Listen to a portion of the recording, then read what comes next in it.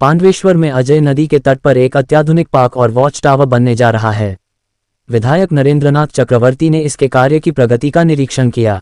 जब ये पार्क और वॉच टावर पूरी तरह से बनकर तैयार हो जाएगा तो पांडवेश्वर के विकास का एक नया चेहरा बनेगा। इस वॉच टावर से प्राकृतिक सुंदरता देखने को मिलेगी। सुधरे पांडवेश्वर, आगे बढ़े पांडवेश्वर के नारे को ध्यान में रखते हुए माननीय विधायक नरेंद्रनाथ चक्रवर्ती पांडवेश्वर को विकसित से एक नया रूप देने के लिए आगे बढ़ रहे हैं। पांडवेश्वर पंचायत समिति, विधायक निधि और ईस्टर्न कोलफील्ड लिमिटेड के वित्तीय सहयोग से यह अत्याधुनिक पार्क धीरे धीरे बनाया जा रहा है और आने वाले दिनों में पांडवेश्वर एक प्राकृतिक स्थल बन जाएगा। इस संदर्भ में विधायक नरेंद्रनाथ चक्रवर्ती ने कहा, मेरा लक्ष्य पांडवेश्वर को एक नया रूप देना है। পার্কটা আমাদের অনেক দিনের স্বপ্ন অর্থাভাবে বন্ধ হয়েছিল।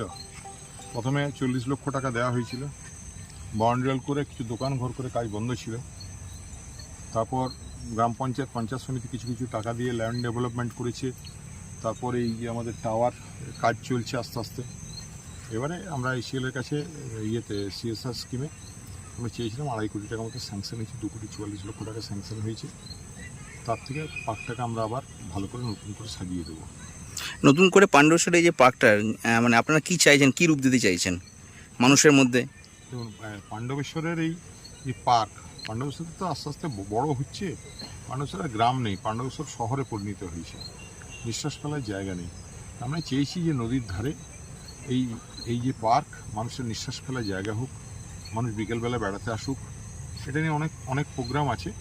যেমন আমরা ভেবেছিলাম যে বীরভূম টু পশ্চিম বর্ধমান, আমরা ওখানে জাহির ভাই আছে, তাকে বলবো যে ঘোড়ার গাড়িতে করে মানুষ বিকেলবেলায় বেড়াবে ইয়ের মধ্যে, ব্রিজের মধ্যে দিয়ে, ওখানে একটা চলবে।